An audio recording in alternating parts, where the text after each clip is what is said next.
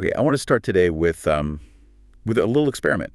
It's a visualization exercise. Okay, I'm game. So I want you to close your eyes, unless you're driving, of course. Please don't do that. And just picture the start of a classic Disney movie. I can see it. You know the one?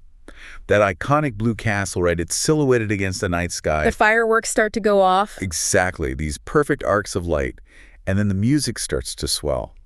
That orchestral score that just promises you everything is going to be okay. It's the ultimate cultural comfort food, isn't it? It really is. We're calling it the Disney illusion. That's a good name for it. It's a promise, really. A promise that no matter how scary things get for the next 90 minutes. The good guys will win. The bad guys will conveniently fall off a cliff or something. And it will all end with a wedding. Happily ever after. Yeah. It's a narrative safety blanket. It tells us that the universe is, fundamentally just. That beauty equals goodness. And that evil is, something external. Something you can defeat with a catchy song and a bit of courage. It's a really lovely thought. It is a lovely thought, and it's also a complete fabrication, because today, on this deep dive, we're going to do something that, well, it might feel a little bit like we're ruining your childhood. Just a little. But I promise you, it's actually so much more interesting than that. We're going to rip that safety blanket right off. We really are. We've been digging through a huge stack of sources for this one. We're talking academic papers on folklore, the original texts from the Brothers Grimm. Historical analyses of, 17th century France. It's been a journey. And the picture that emerges is, honestly, it's shocking. The stories we think we know, Cinderella, Sleeping Beauty, Snow White, they're really just masks. Polished, brightly colored masks. Exactly. And underneath them is a reality that is just. It's rooted in things like torture, cannibalism, sexual violence, and I'm not exaggerating, straight up survival horror. It completely changes how you look at these movies. When you go back to the source material, and we're talking about the Brothers Grimm in Germany, Charles Perrault in France. And the one a lot of people miss, Giambattista Basile in Italy. Right. When you read them, you realize these were never bedtime stories. They weren't designed to help kids drift off to sweet dreams. Not at all. These were survival guides. They were warning systems. I was reading through the notes on this whole Disneyfication process, and what really struck me is that this isn't just about, Disney lied to us. It's about why they had to lie. The context. Yeah. So we're treating this deep dive like an archaeological dig.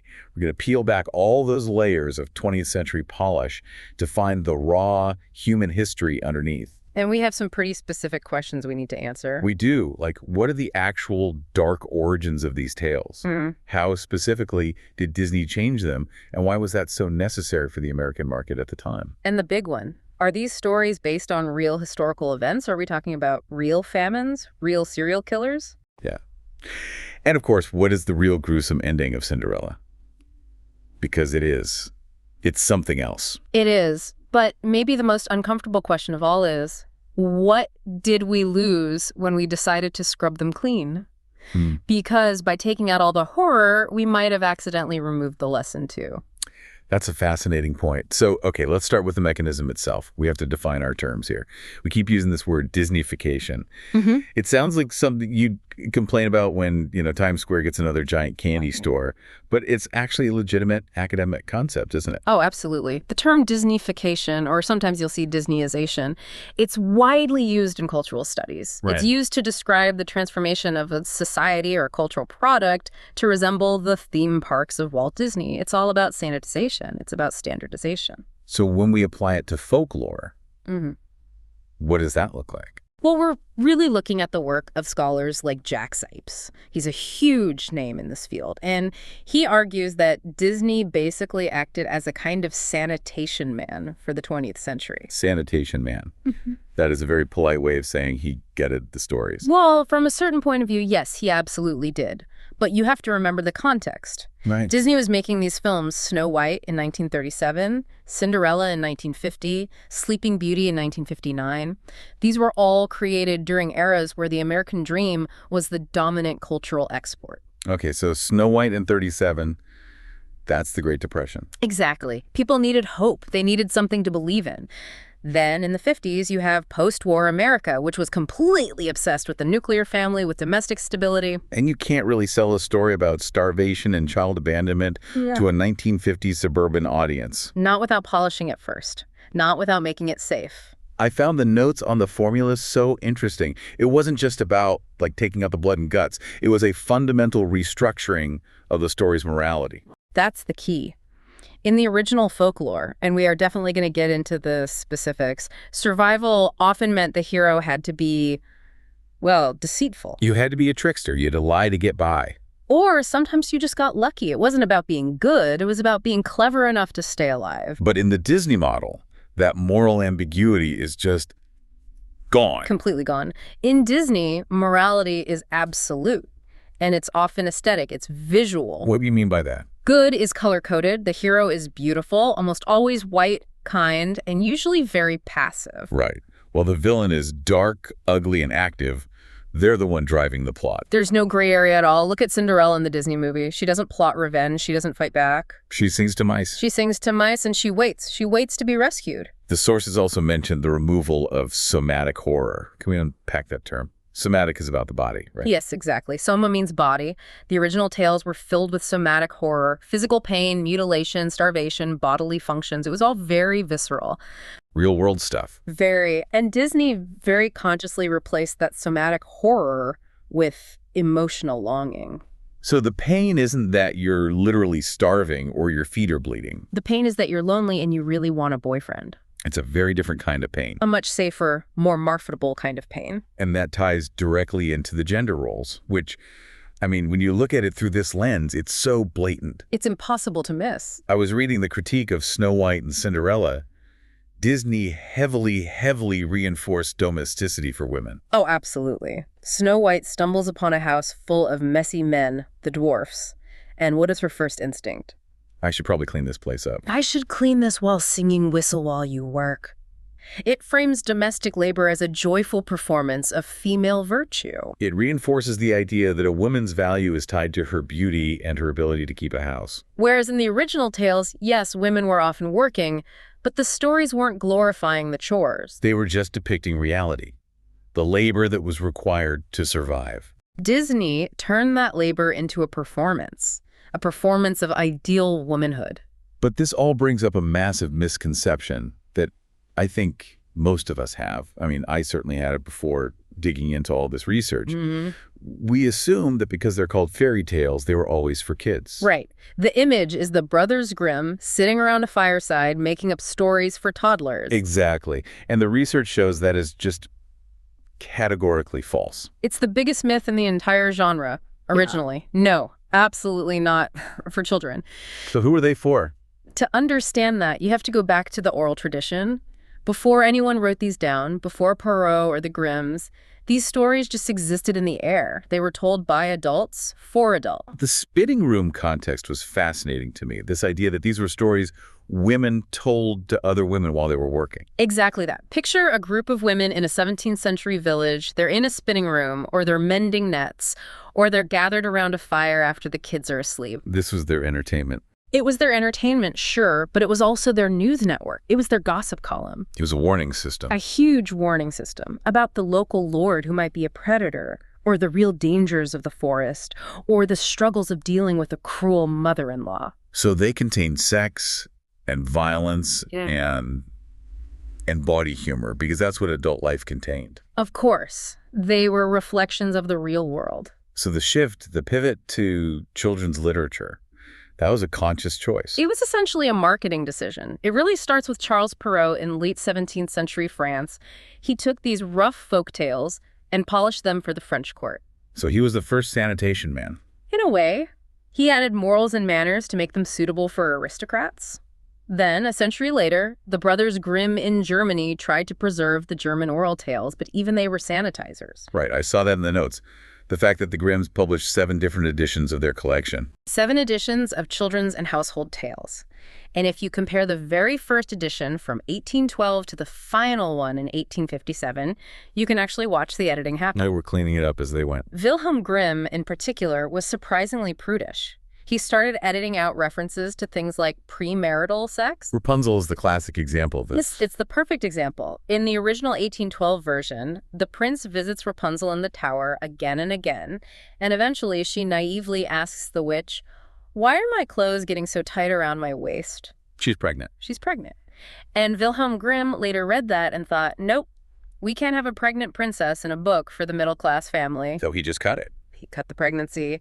He also made a lot of the evil mothers into evil stepmothers. Oh, that's a huge change. Why? Because in the original oral tales, it was often the biological mother trying to kill or abandon the child. The Grimms felt that was just too disturbing. It violated the sanctity of the nuclear family. So they invented the wicked stepmother trope to basically protect the image of motherhood itself. It was a way of making the stories more palatable to their bourgeois audience. But even with all the Grimm's edits, their version is still a complete horror movie compared to what Disney gave us. Oh, it's a night and day. And I think there is no better example of this than Cinderella.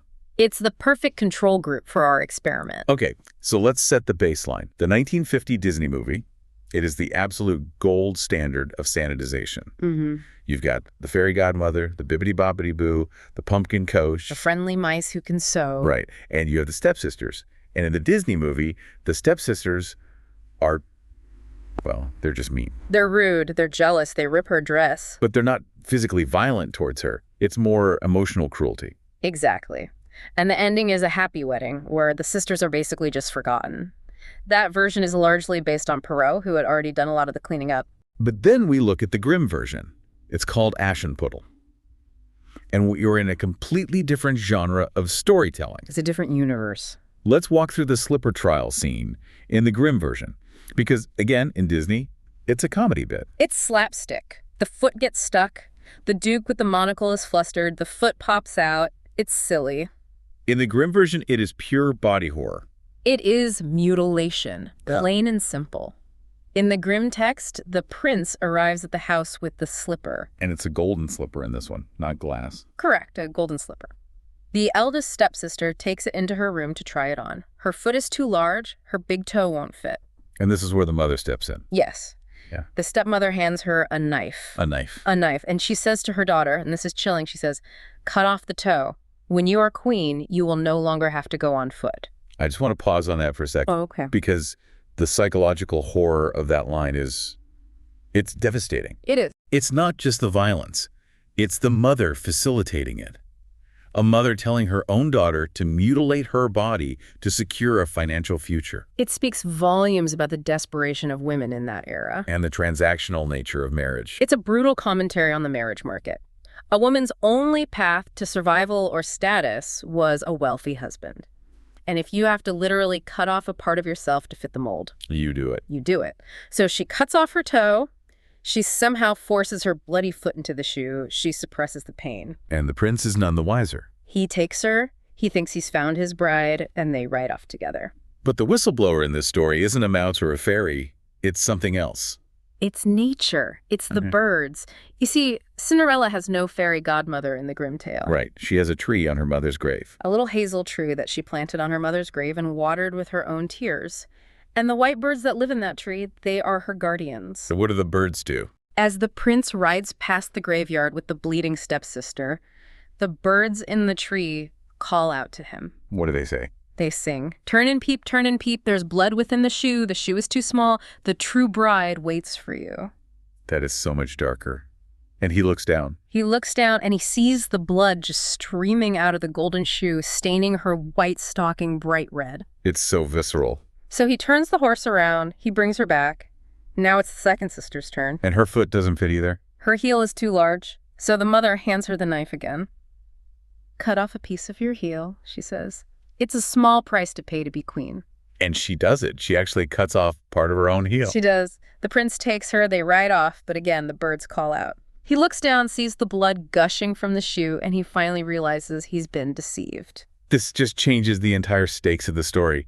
In Disney, the conflict is, will they let me go to the ball? In Grimm, the conflict is, how much physical pain are these people willing to endure to steal my identity and my future? It highlights the absolute ferocity of the competition. But we haven't even gotten to the climax of the horror. Which is the wedding itself. Exactly. So in the Disney movie, the implication is that the stepsisters are maybe forgiven, or at least they just kind of fade into the background. They become irrelevant. In the Grimm version, They show up to the wedding. Of course they do. They want to curry favor with the new queen. They want to ride her coattails to social status. So they walk into the church for the ceremony. Okay. The elder sister is on the right of Cinderella. The younger is on the left. And as they walk in, the pigeons, the same little white birds from the tree, they swoop down. Oh, no. And they peck out one eye from each sister. One eye. One eye each. Then the ceremony happens. As they're walking out of the church, the sisters have switched sides. The pigeons swoop down again. And peck out the other eye. And peck out the other eye. So they're blinded. They are blinded and lame for the rest of their lives. The text is very explicit about this. It says, this was their punishment for their wickedness and falsehood. Wow. This brings us to a concept you mentioned was in the notes. Retributive justice. Yes. This is a very, very common trope in Germanic folklore. The idea that evil cannot just be forgiven, that would be an injustice. The cosmic scales must be balanced. An eye for an eye, literally. Literally. In Perrault's French version, Cinderella is a model of Christian charity. She forgives her sisters and even finds them husbands at court. Disney, of course, followed that path. But the Grimm tale insists that evil have to have a physical cost. A somatic cost. You used your body to try and deceive the prince. Your body will be permanently marred as a consequence. It's a much harsher moral universe. But here's where it gets even crazier. We think of the Grimm version as the dark one. The ultimate dark version. But if we go back even further to Giambattista Basile in Italy in 1634, we find a version of Cinderella that completely destroys the character's archetype as we know it. Basile's The Cat Cinderella, or La Gatta Cenerentola. This was written in the Neapolitan dialect, and the tone is just incredibly raw and cynical. And in this version, the Cinderella figure, her name is Zazala, she is not a passive victim. Not even close. She's a killer. She is a premeditated murderer. Okay, you have to walk us through this because this just blew my mind. Yeah. We are so conditioned to think of Cinderella as the ultimate symbol of innocence. I know. In Basile's stories, Zazala has a wicked first stepmother, and she hates her. So she conspires with her governess, who she thinks she can trust. Right. The governess gives her a plan. She tells her to ask the stepmother to get some old clothes out of a big, heavy wooden chest in her room. Like a dressing trunk. Exactly. And when the stepmother is leaning over, looking inside the trunk, Zazala slams the heavy lid down on her neck. She snaps her neck. She breaks her neck and kills her instantly. And then she manages to convince her father to marry the governess. Who she thinks will be a better mother. Right. But of course, the governess then turns out to be an even worse stepmother, bringing in her own 6 daughters who abuse Zazala terribly. That is the most cynical twist I have ever heard. She murders someone to improve her situation, and it only makes it worse. It's a very Neapolitan warning, you know. Better the devil, you know. But the key point here is that it shows these early fairy tale protagonists were ruthless. They were survivors. They lived in a brutal world, and they had to be brutal to navigate it. The innocent princess who just waits for a prince to rescue her is a very, very modern invention. Wow. Okay. Speaking of innocent princesses waiting for rescue. Yeah. We have to talk about Sleeping Beauty. Oh, this one. Because if Cinderella is about retribution and justice, Sleeping Beauty is about consent. Or really the complete and total lack thereof. This is probably the single darkest origin story in the entire canon. I think most listeners know the Disney version, or maybe the Tchaikovsky ballet. Sure. Princess Aurora pricks her finger on a spindle. The whole kingdom falls asleep. Prince Philip fights a dragon. Gives her true love's kiss. And she wakes up, and they get married. It's romantic. It's heroic. It's about the power of love conquering death. And it is almost entirely fabricated. The Basile original from 1634 is called Sun, Moon, and Talia. And I should probably give a warning to listeners. This is genuinely distressing. It's important context, though. It shows just how much was changed. So what actually happens in the original? Well, Talia, the princess, falls into a deep, coma-like sleep. It's caused by a splinter of flax that gets stuck under her fingernail. So far, so somewhere. A king who is already married, which is a key detail, is out hunting. One of his falcons flies into the abandoned castle. The king follows it inside and he finds the sleeping girl. He tries to wake her up, but he can't. Okay. And then the text says he is inflamed by her beauty. He carries her to a bed and he rapes her. While she is asleep, unconscious. While she is completely unconscious. Then he just leaves. He goes back to his own kingdom and his own wife and leaves Talia there. 9 months later, still asleep, Talia gives birth to twins, a boy and a girl. She gives birth while still asleep. Yes. The story describes two little fairies, or in some translations, it's just the babies themselves, putting the infants to her breast. But one of the babies, searching for her breast, accidentally starts sucking on her finger instead. And he sucks the splinter out. He sucks the flax splinter out from under her nail, and that is what breaks the spell. So she wakes up. She wakes up to find that she has been sexually assaulted and is now the mother of two children she doesn't remember conceiving. That is just horrifying. It completely recontextualizes the entire story. The prince isn't a savior, he's a predator. The kiss isn't an act of love, it's a crime. And it gets even worse. The king eventually remembers Talia and decides to go back and visit her. He finds her awake with his two children. They somehow bond. Which is just bizarre to our modern sensibilities. It is, but in that context, she had very little choice. But the king's actual wife, the queen, finds out about Talia and the children, and she is not just jealous, she is homicidal. What does she do? She orders the palace cook to take the twins, kill them, cook them into a stew, and serve them to the king for dinner. Cannibalism. We're right back to somatic horror again. Attempted cannibalism, at least. The cook is a good man, and he takes pity on the children. He hides them and serves the king a goat stew instead. Thank goodness. But when the king finds out about his wife's plot, he doesn't forgive her. He has the queen thrown into a massive fire and burned alive. And that's the happily ever after. He marries the woman he raped after burning his first wife to death. In 1634, Naples, yes. And the moral that Basile attaches to the end of the story is one of the most cynical things I've ever read. He writes, "Those whom fortune favors find good luck even in their sleep." That is so incredibly dark. It's basically saying it's good to be lucky even when you're a victim of a horrible crime. It completely shifts the agency. In Disney, the prince is the hero. He fights the dragon. In the original, the baby is the hero. The baby saves the mother by accident. The maternal bond is the magic, not the romance. Precisely. And look at how Disney sanitized this. He kept the sleep, he kept the idea of a kiss, but he removed the rape, the birth, the wife, the attempted cannibalism, the burning at the stake. He transformed a story about trauma and survival into a simple story about romance. He had to. There was no other way to sell it. There's a similar vibe with Snow White, isn't there? The Disney movie is definitely scary for kids. That forest scene, the queen's transformation. But the ending is clean. Very clean. The queen is chased up a cliff, lightning strikes, she falls. Gravity kills her. Nature takes care of it. Disney loves death by falling. It's a great narrative trick because it keeps the hero's hands clean. You see it in The Lion King with Scar, in Beauty and the Beast with Gaston. In Hunchback with Frollo. Right. But in the Grimm version, the evil queen isn't conveniently struck by lightning. No. She is invited to Snow White's wedding. She's on the guest list. Why would you invite her? Because you want your revenge to be public. She tends the wedding, and when she arrives, the text says that a pair of iron shoes have been sitting in a fire until they are glowing red hot. Red hot iron shoes. They are brought out with a pair of tongs and placed before her, and she is forced to step into them. And dance. And dance in these burning shoes until she drops dead on the floor. That is literal torture as wedding entertainment. Again, it's that pre-modern demand for visible, physical, retributive justice.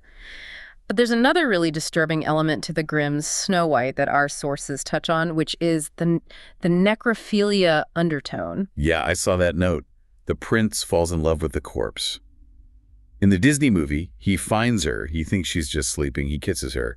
But in the Grimm version... In the Grimm version, the dwarfs have placed her in a glass coffin, and there's an inscription saying she is a princess. The prince is just riding through the woods, and he finds it. He knows she is dead. He knows she's a corpse. Absolutely. But he is so obsessed with her beauty, even in death, that he begs the dwarfs to sell him the coffin. He wants to buy a dead body. He literally says, "I cannot live without looking upon Snow White." He wants to take her home and just display her as an object of art. That is so creepy. The dwarfs eventually feel sorry for him and give him the coffin. He has his servants start carrying it back to his castle. And this is what leads to the awakening. It's not a kiss in the Grimm version either, is it? No, not at all. As the servants are carrying the coffin, one of them trips over a tree root. The jolt from the stumble dislodges the piece of poisoned apple from Snow White's throat. So it's an accident. A complete accident. She coughs it up, sits up, and says, "Oh God, where am I?" So this whole true love's kiss trope is almost entirely a Disney invention in these major stories. It is. The kiss is a narrative device that Disney uses to make the man the active savior and to foreground the romance. In the originals, the awakening is often biological or just pure dumb luck. We're really seeing a pattern here. The originals are warnings. The Disney versions are wishes. That's a great way to put it. Which brings us to what might be the ultimate warning story. Little Red Riding Hood. Yes. Le Petit Chaperon Rouge. This is maybe the clearest example of a story's message getting completely lost in translation over the centuries. Okay, so in the version most of us know, the sanitized Grimm version that got passed down, there's a huntsman. The heroic woodsman, yeah. He bursts in at the last second, cuts open the wolf's belly, saves Grandma and Little Red, and then they fill the wolf's stomach with rocks so he drowns in a well. It's violent, for sure, but it's a happy ending because the good guys win and the girl survives her mistake. That's the Grimm revision.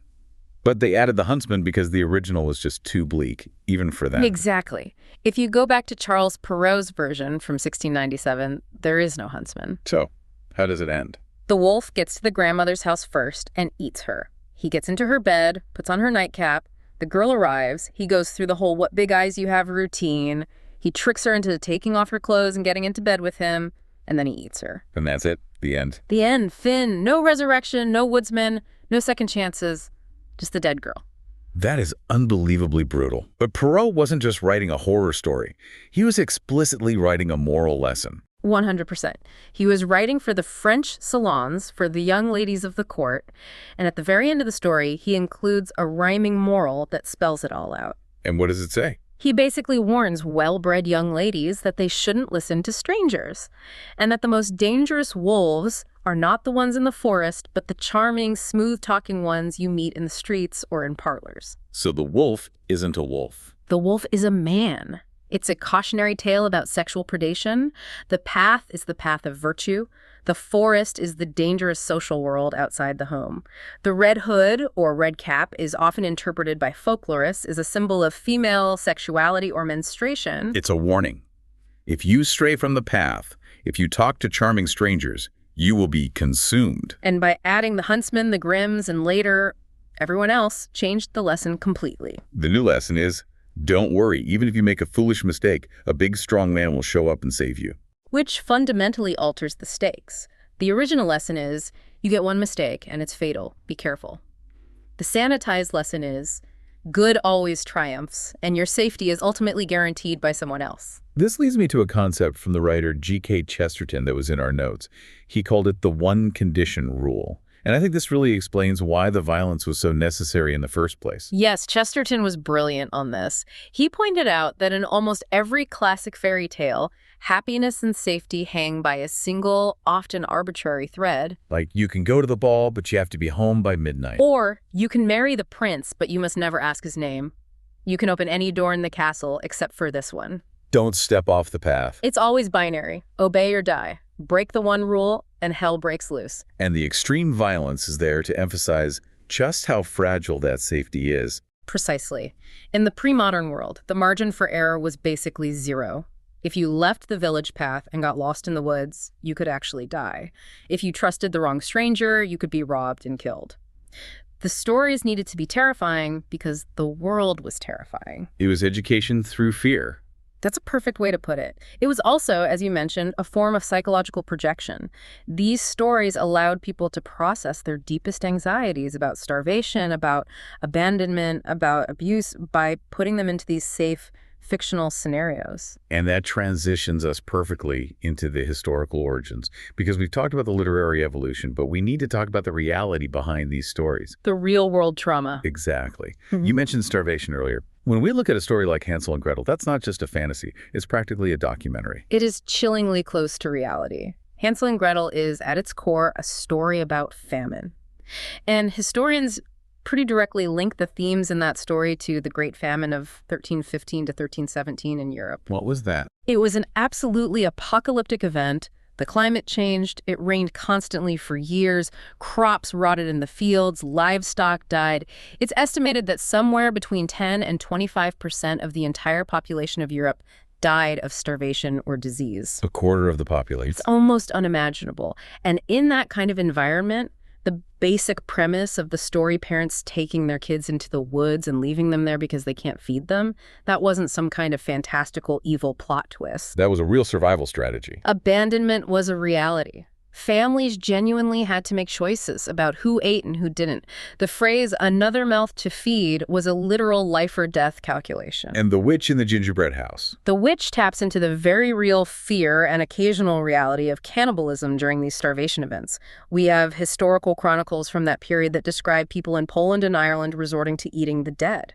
So the witch isn't just a monster. She represents the hoarder. She's the one person who has food, a house literally made of bread and sugar when everyone else is starving. Exactly. She represents the deep-seated fear that your starving neighbor could turn into a monster.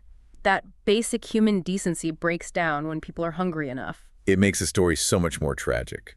The evil stepmother, who, by the way, was the biological mother in the Grimm's original manuscript, she isn't just being cruel for cruelty's sake. No, she's making a cold, caloric calculation to save herself and her husband from starving to death. It's horrific, but it comes from a place of real desperation. It's not about magic. It's about the absolute horror of extreme poverty. And that's true for so many of these tales, isn't it? They're rooted in the trauma of the era. They are. Are there other stories with such direct, real-life inspirations? Oh, absolutely. Let's take Beauty and the Beast. We think of it as this beautiful romance, but it's very likely linked to a real man named Petrus Gonsalves, who lived in the 16th century. I read about him. He was the man with hypertrichosis, right? Yes, the genetic condition sometimes called werewolf syndrome, which causes excessive hair growth all over the body, including the face. He was born in Tenerife and was brought to the court of King Henry II of France as a wild man. So like a curiosity, a court pet. Essentially. But the king decided to conduct an experiment and had him educated. And Petrus turned out to be a brilliant, gentle nobleman. He dressed in fine clothes, spoke multiple languages, but his face was covered in thick hair. And he was eventually married off. The queen, Catherine de' Medici, who was famous for her schemes, arranged a marriage for him. She found a beautiful young woman, also named Catherine, and didn't tell the bride what her groom looked like until the wedding day. That is just unbelievably cruel. It was, but here's the fairy tale part.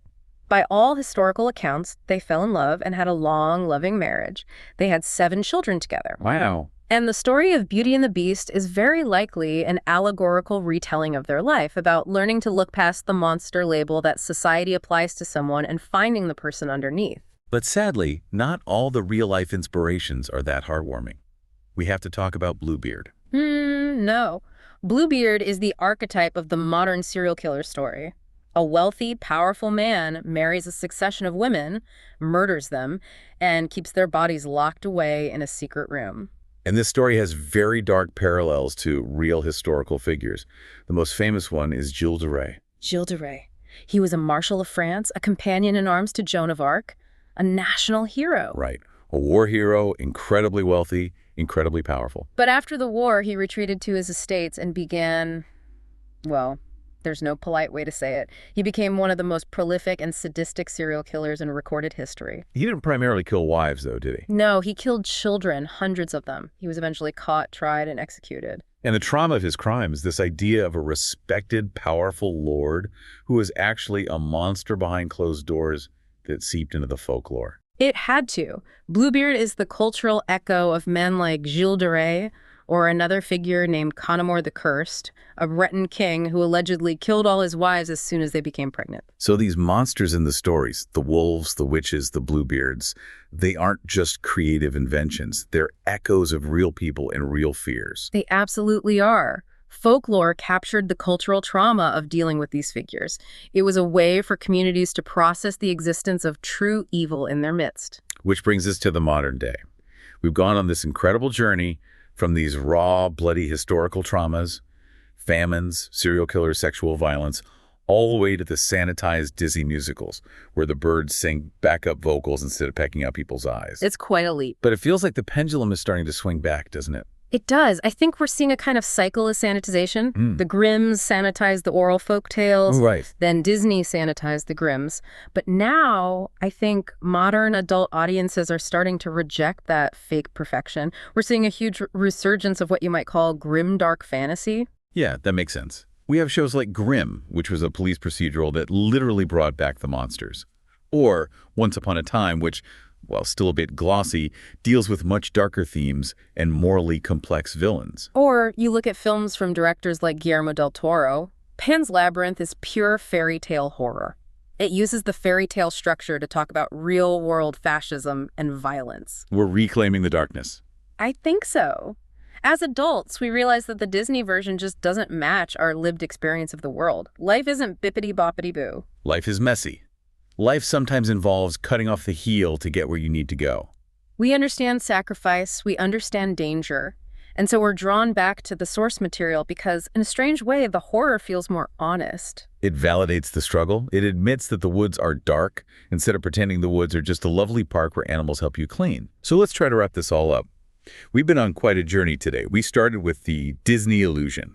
We've dug through the mutilated feet of Cinderella's sisters, the rape of Sleeping Beauty, the torture of Snow White's stepmother, the real-world cannibalism of the Great Famine. It's been a lot. What's the big takeaway here? What is the synthesis of all this darkness?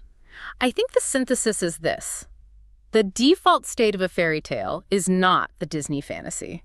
The default state is the cautionary warning. These stories began as survival manuals for a very dangerous world. And by stripping away all the danger, we didn't just make them nicer, we turned them into pure escapism. That's a great way to put it. It's like the difference between a fire drill and a movie about a fire. One teaches you how to survive a real threat. And the other just entertains you. Disney made them into entertainment, but originally they were an essential technology for survival. And there's that quote from our sources that really stuck with me. The monsters are us. Yes. At the end of the day, we can blame the wolves and the witches and the evil queens, but all these stories came from human minds. The reflections of ourselves. The evil stepmother represents her own capacity for cruelty and jealousy. The abandoned children in Hansel and Gretel represent our collective guilt over poverty and our own selfishness. The wolf represents our own predatory nature. We wrote the monsters because we recognized them in the mirror. We did. That is a haunting thought. And it leads to one final question for you, the listener, to sort of chew on after this. We have spent the better part of a century scrubbing these stories clean to protect our children.